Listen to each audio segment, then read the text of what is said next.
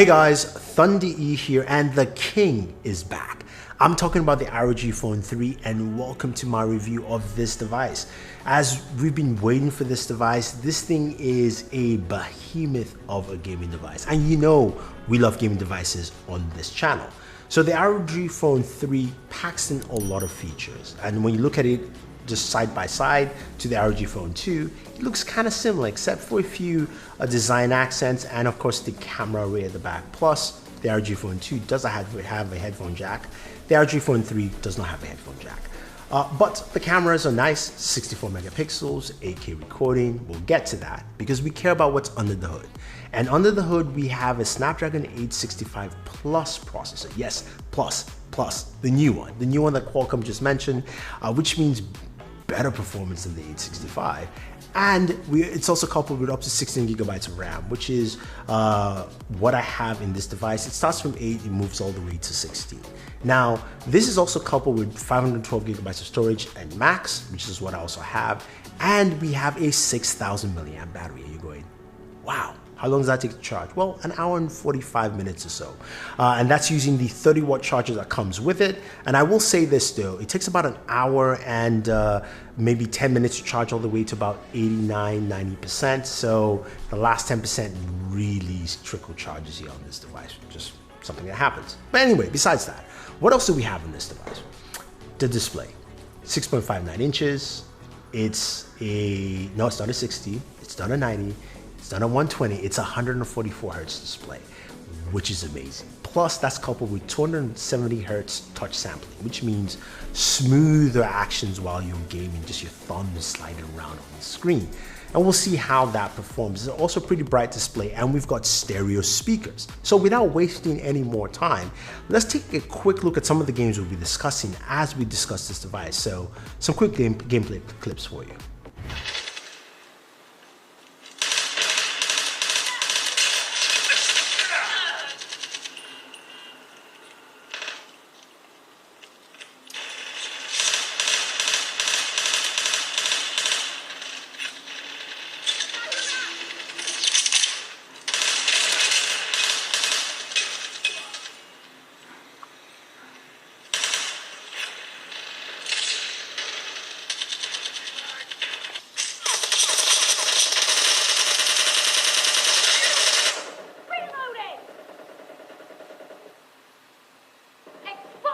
I need a scope.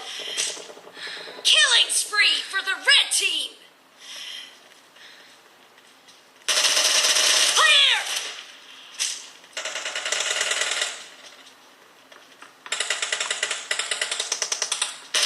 Cover me!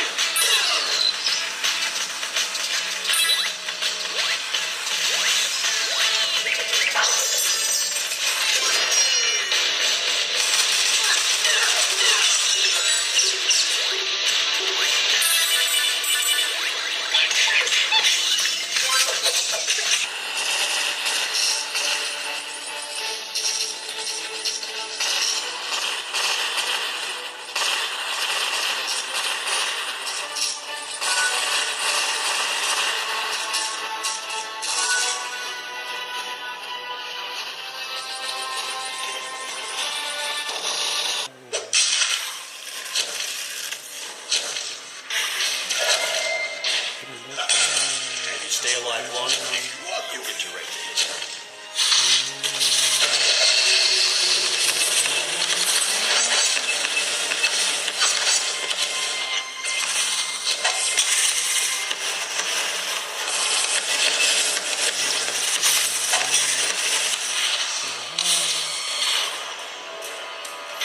All right, so as you know, I had to start off with Call of Duty Mobile because I play a lot of COD, Warzone. Call of Duty Mobile is my go-to on a mobile device. And the first thing I'll tell you is that it runs well. On the max setting, runs really smooth. You can see through Game Genie there that our frame rates are about 60 frames per second.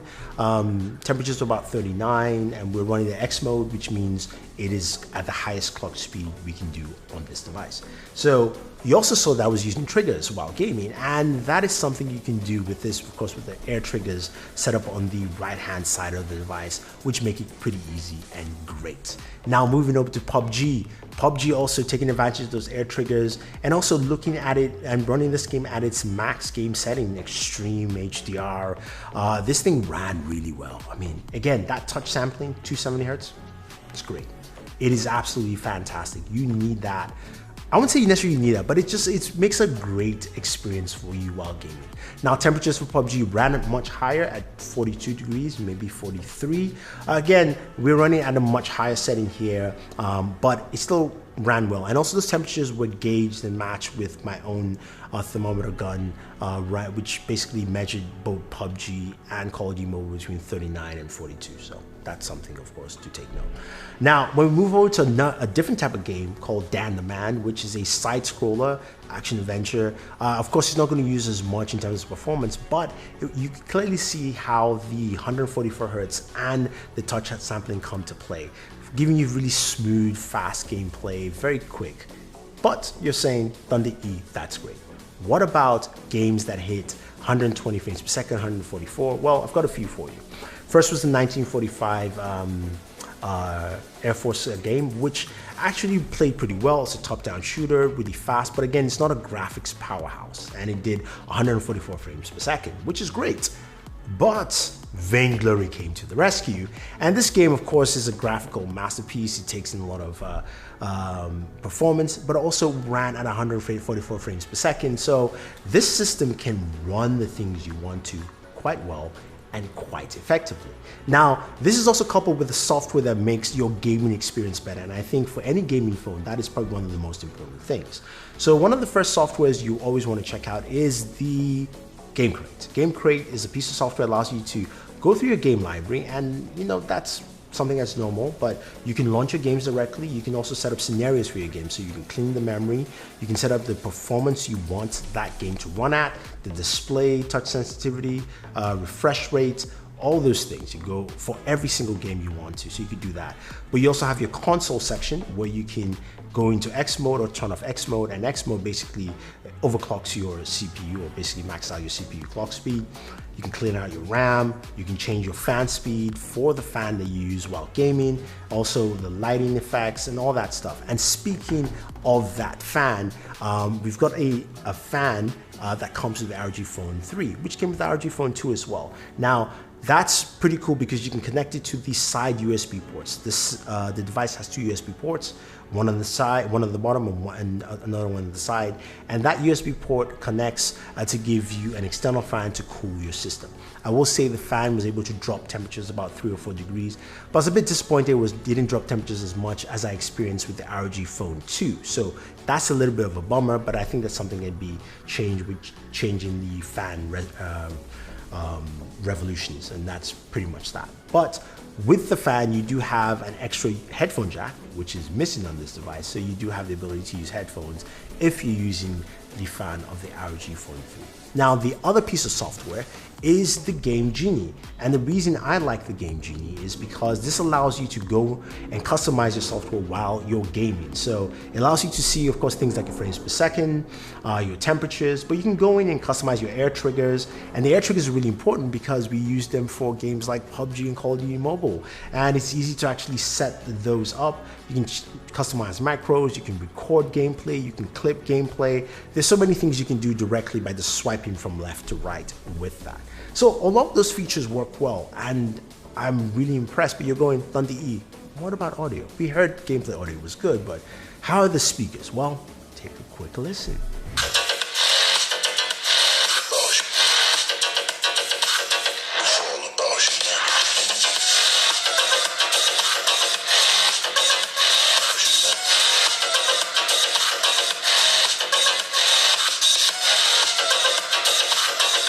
So the speakers are good. They're really good. They're loud, they're boomy.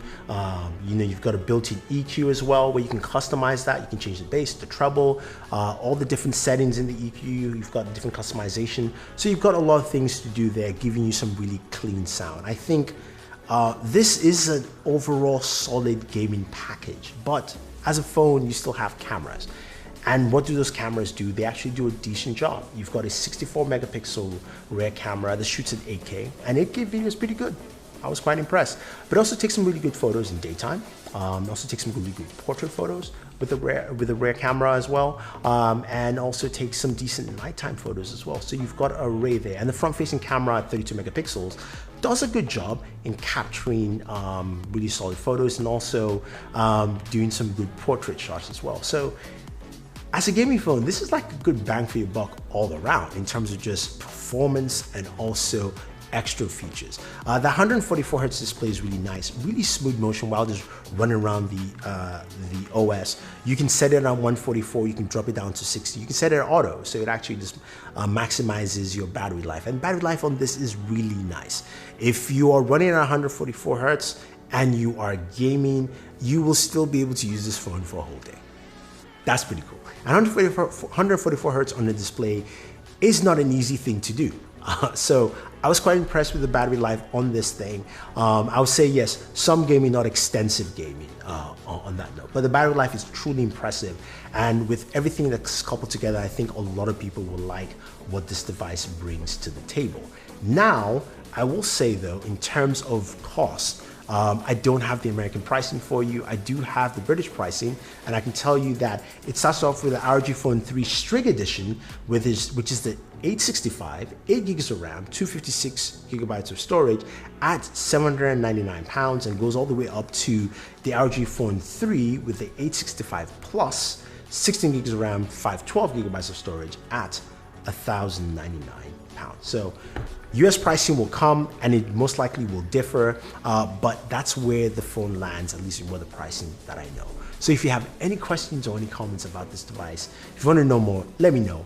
Otherwise, don't forget to like, share, subscribe. Leave your thoughts. What do you think about the ROG Phone 3? Is this what you were looking for in a gaming phone? Are you excited about it? Or would you like to know? Just leave your questions, guys. Otherwise, thank you very much, and always enjoy your entertainment.